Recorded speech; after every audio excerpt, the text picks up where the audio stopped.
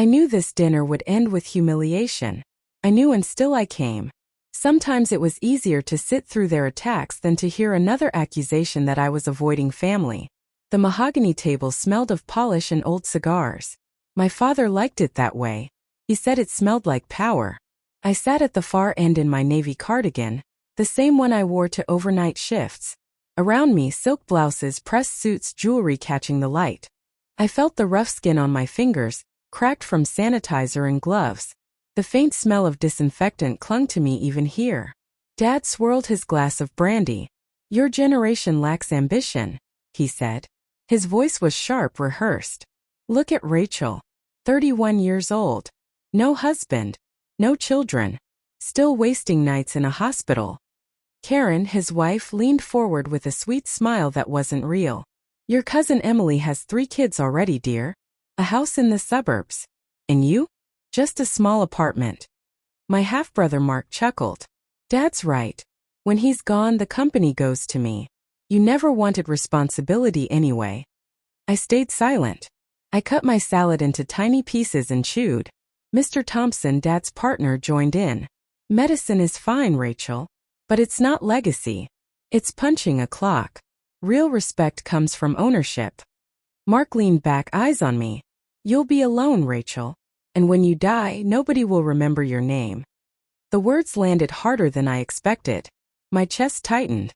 I reached into my purse and touched the black pen. Dignity first.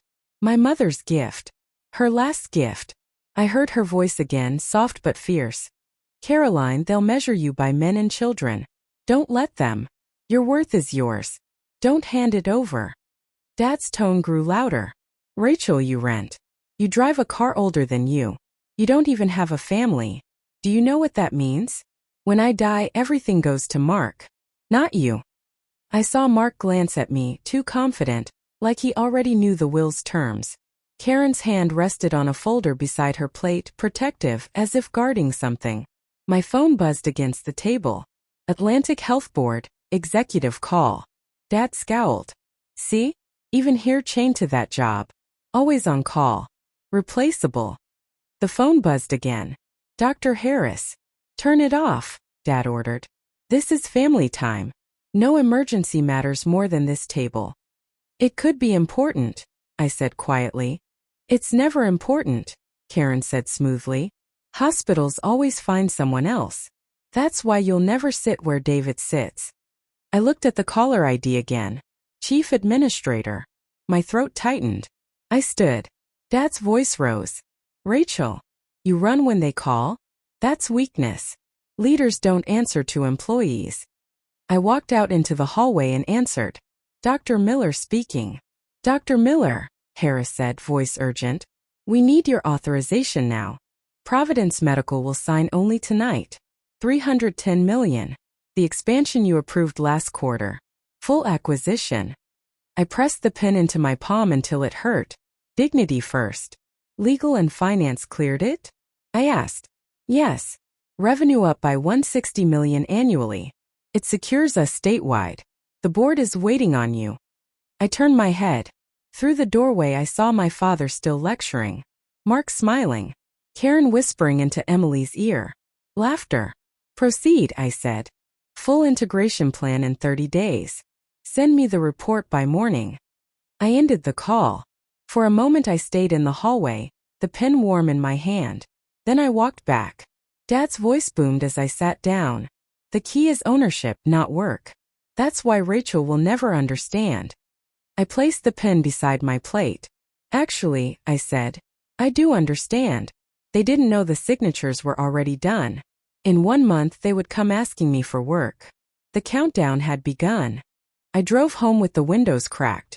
Cold air pushed the hospital smell away. My gloves still smelled faintly of antiseptic.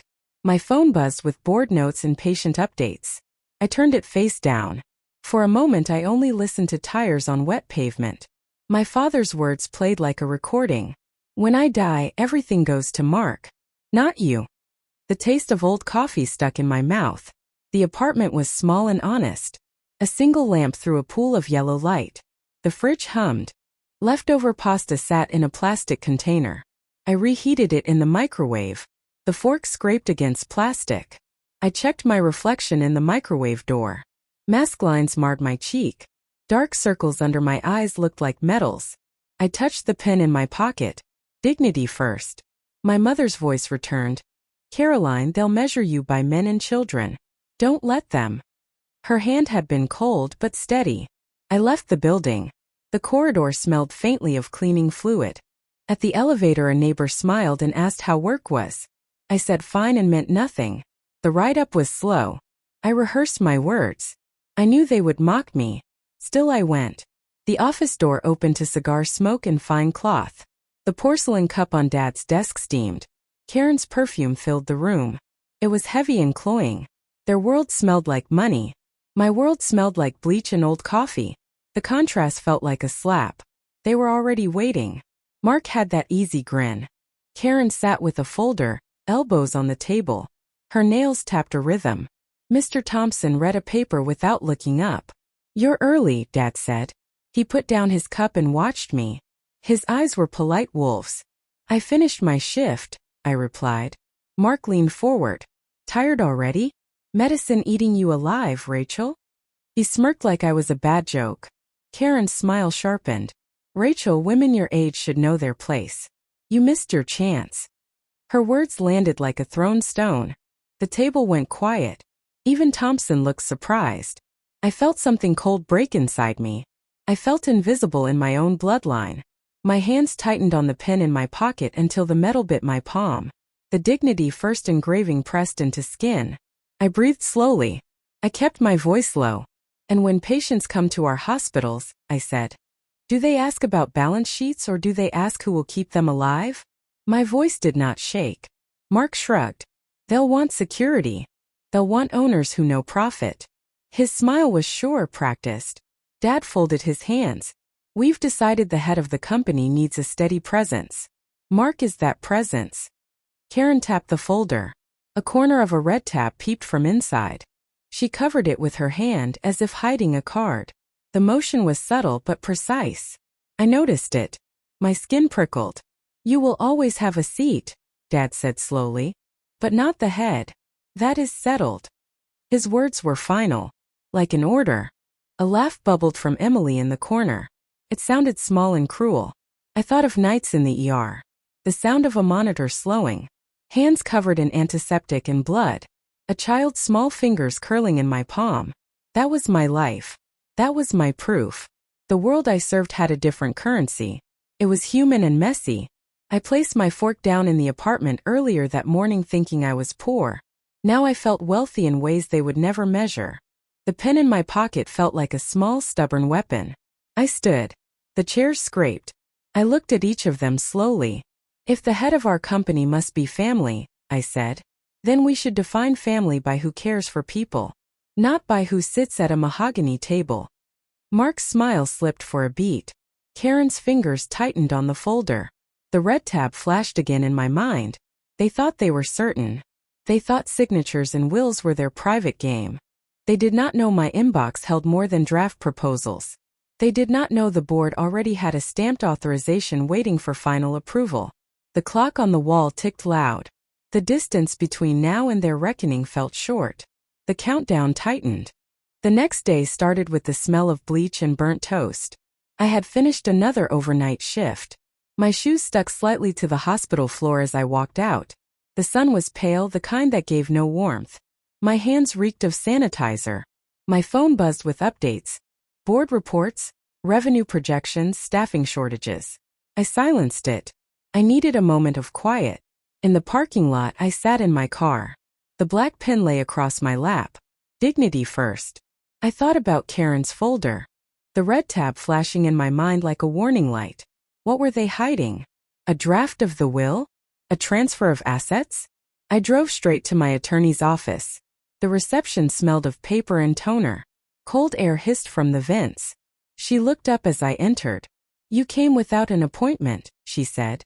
I don't have time for appointments, I replied. She closed the file she was reading. Tell me. They're moving against me. I need every paper checked. Trusts. Holdings. Any silent transfers. She tapped her pen against a legal pad.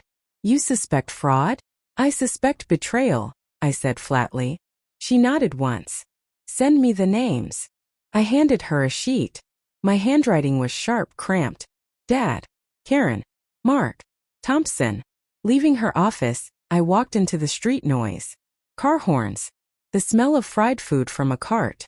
Normal life. But my chest felt tight. I thought again. I felt invisible in my own bloodline. That night I reheated the same pasta. The microwave hummed, the container rattled. My phone lit up, board call confirmed expansion.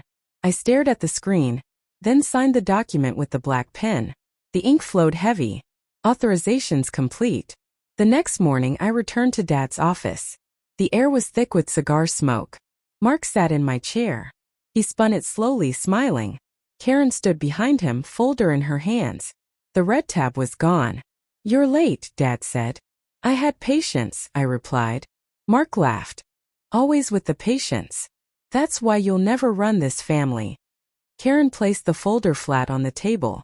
We've updated the documents, she said calmly. For stability. I sat down opposite them. The leather creaked under me. My hands rested on the table, the pen between my fingers. What documents? I asked. Future ownership, Karen replied. It's time to accept your place. Mark leaned forward. His cologne was heavy, almost choking. This isn't your world, Rachel. You heal people. You don't build legacies. I said nothing. I clicked the pen once. The sound echoed in the silence. Dad sipped his coffee. The porcelain cup clinked against the saucer. Rachel, you will stay in medicine. Mark will handle business. It is decided. I stared at the folder.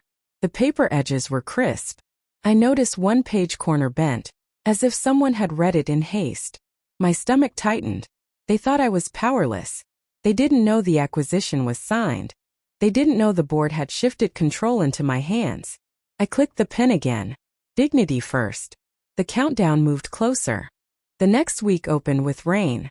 Streets glistened, cars hissed past, and the smell of wet asphalt filled the air. I left the hospital still in scrubs, the fabric damp at the cuffs. My shoes squelched with each step. The night had been brutal, 2 codes, 3 transfers, no sleep. My body ached, but my mind was sharper than ever. My phone buzzed as I sat in the car. Meeting Richardson Tower. 11 a.m. It wasn't optional. Dad had scheduled it. I drove through traffic, windshield wipers groaning against glass. Inside the tower, the air was colder, drier. Carpets muffled every footstep. The lobby smelled of polish and perfume. Suits passed by, voices low. I felt the weight of eyes on my damp scrubs. I took the elevator to the 18th floor. Dad, Karen, Mark, and Thompson were already there. Coffee steamed in porcelain cups. Pastries sat untouched on silver trays. Their world was clean and rehearsed. I smelled like sweat and bleach. Dad's voice cut the air. Rachel, this is an important meeting. Try not to make it about your shift. Mark leaned back in his chair, arms crossed. She looks like she slept on a bench. Karen smiled faintly. It's not about looks, Mark. It's about stability. And Rachel has none. Thompson adjusted his tie. The firm is concerned. Investors want to know the next generation is strong. No distractions. No instability. I sat down slowly. My fingers found the pen in my pocket. Dignity first. I placed it on the table deliberately. The metal caught the light. Dad sipped his coffee. Rachel, we're finalizing a transition plan. Mark will take point on family business interests. You will remain in medicine. I looked at him. And the hospitals? They'll be managed by professionals, he said. Not by family members who play doctor. I clicked the pen once. The sound echoed. Heads turned. Karen's voice sharpened. Rachel, women your age should accept reality. You missed your window. Her words slammed against me, but I kept my face still. I thought of Mom again, her weak body in the hospital bed, her voice strong. Don't let them measure you by what you didn't do. Show them what you did. I leaned forward. You're wrong. The hospitals are not distractions. They are the core. Without them, your investments are numbers on paper. Without care, there is no business. Thompson frowned. That's noble, but nobility doesn't pay dividends. I felt heat rise, but my voice stayed cold. Nobility pays in lives. And those lives keep the doors open. Mark laughed. You hear her? Talking like she owns the place. Silence followed. My father's brow tightened. I let it hang. Then I spoke, calm and measured. I do own the place. Karen's eyes flicked to her folder.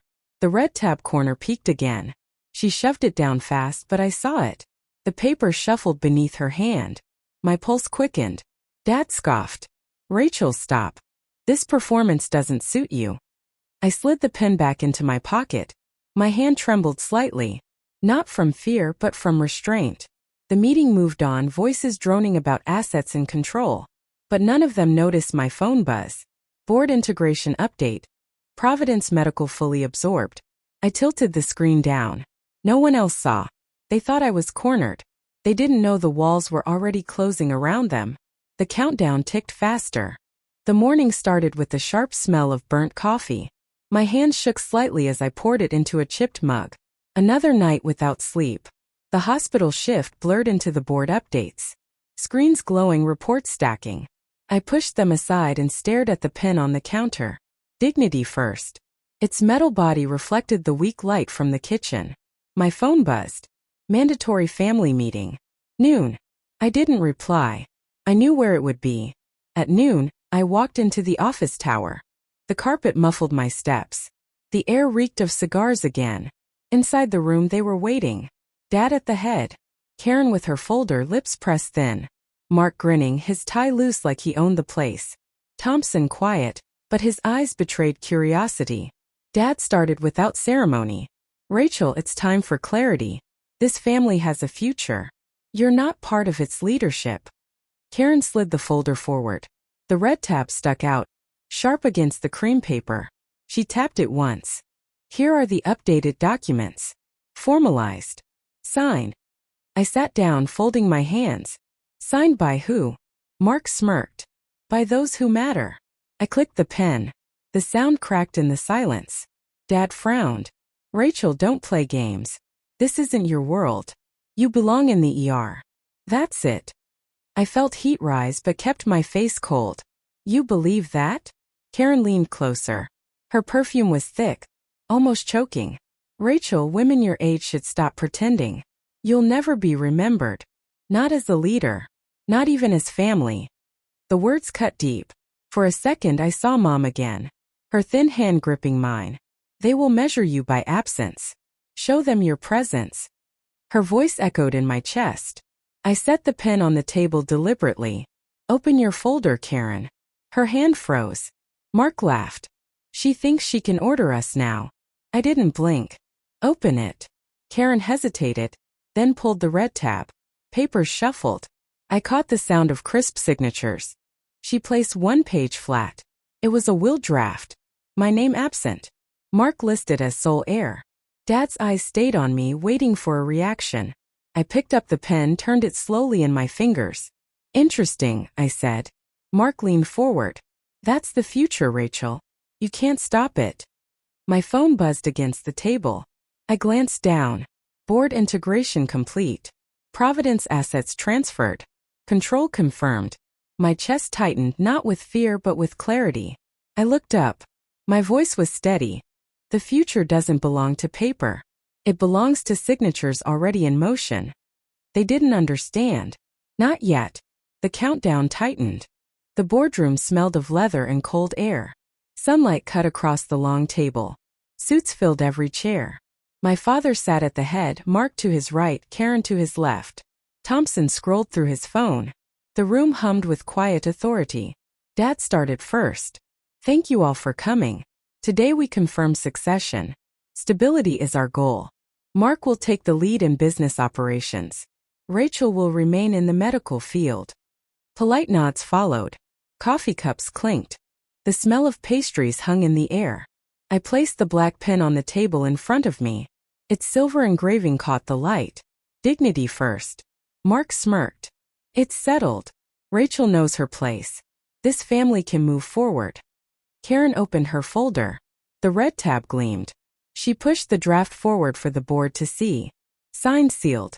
The family business remains intact. I felt my chest tighten. I remembered Mom again, her whisper in the hospital bed. They'll measure you by absence. Show them your presence. I clicked the pen once. The sound echoed against wood. Heads turned. Interesting, I said. My voice was low, steady. Because those signatures mean nothing without assets. Dad frowned. Rachel, enough. Don't embarrass yourself here. I slid my phone across the table. The screen lit up.